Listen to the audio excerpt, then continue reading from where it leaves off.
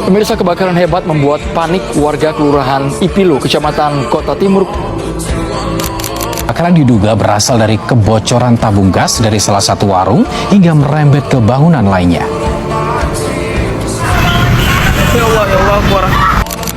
Kebakaran melanda rumah konveksi dan pemukiman warga kawasan Tambora, Jakarta Barat.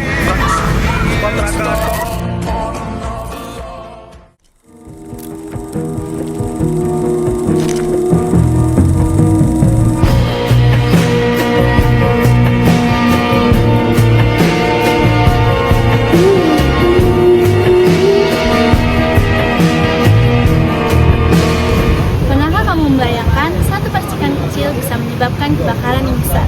Di video ini kita akan membahas atau mempelajari cara mencegah, mengenali, dan mengatasi kebakaran dengan tepat. Yuk tingkatkan kesadaran dan kewaspadaan, dan jadilah pribadi yang siap menghadapi situasi darurat. Halo semuanya, kembali lagi bersama saya Aisyah Dewi Fatuna dari Politeknik Negeri Sriwijaya, jurusan Teknik Elektro dengan prodi D4 Teknik Telekomunikasi. Masih terkait T3, kali ini saya akan membahas tentang fire safety and firefighting. Yuk simak video ini. Sebelumnya, kita harus mengetahui dulu dari definisi api itu sendiri. Api adalah benda atau bahan bakar yang berbentuk padat, cair ataupun gas yang memiliki titik nyala dari pemantik dan udara oksigen yang menjadikan nyala api membesar.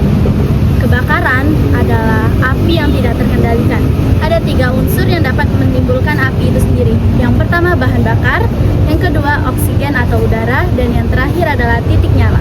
Ternyata kebakaran itu banyak macamnya loh. Kebakaran itu sendiri diklasifikasikan menjadi 5. Yang pertama kelas A, kelas B, C, D, dan E.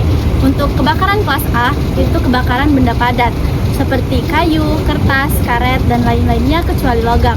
Untuk kebakaran kelas B adalah kebakaran pada benda cair, yaitu bensin, solar, minyak tanah, LPG, dan lain-lainnya. Terus, kebakaran kelas C, yaitu kebakaran pada peralatan listrik yang memiliki tegangan. Selanjutnya, kebakaran kelas D. Kebakaran kelas D adalah kebakaran pada benda logam, seperti magnesium dan titanium. Dan yang terakhir adalah kebakaran kelas E, yaitu kebakaran pada minyak-minyak bekas atau kitchen yang tersisa. Ada sebuah alat yang dapat membantu kita menangani kebakaran, yaitu APAT. APAT adalah alat pemadam api berbentuk tabung berisi bahan kimia yang ringan dijinjing dan mudah dibawa, dan juga mudah dioperasikan oleh satu orang dengan ukuran 0,5 kg hingga 16 kg.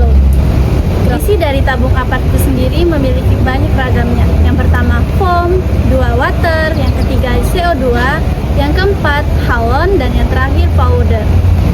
Ada beberapa hal yang harus diperhatikan dalam penempatan dan pemasangan APAT. Yang pertama, posisi mudah dilihat, mudah dicapai, dan mudah diambil, dan dilengkapi dengan tanda pemasangan. Yang kedua, sesuai dengan jenis dan kelas kebakaran benda yang dilindungi. Yang ketiga, harus menggantung pada dinding atau dalam lemari kaca. Yang keempat, ketinggiannya harus 15-120 cm dari lantai. Dan yang terakhir, pada suhu antara 4 derajat Celcius hingga 49 derajat Celcius. Selanjutnya, ada penyebab kegagalan APAT. Kadang dalam situasi darurat, APAT gagal berfungsi. Penyebabnya bisa bermacam-macam.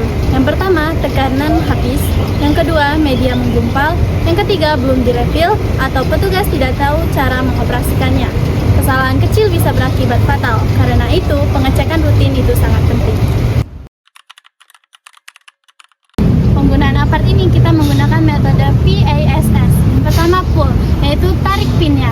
Yang kedua aim, yaitu arahkan selang nozzle-nya ke arah pangkal api. Dan yang ketiga squat atau tekan tuasnya. Dan yang terakhir adalah sweep, arahkan selang nozzle ke kanan atau ke kiri hingga apinya padam. Kebakaran dapat terjadi kapan saja, namun kesiapan kita yang menentukan hasil akhirnya. Jadilah orang yang sigap, peduli, dan siap bertindak. Terima kasih telah menonton video ini. Tetap waspada, tetap selamat. Sampai jumpa di video saya selanjutnya terkait T3. Bye-bye!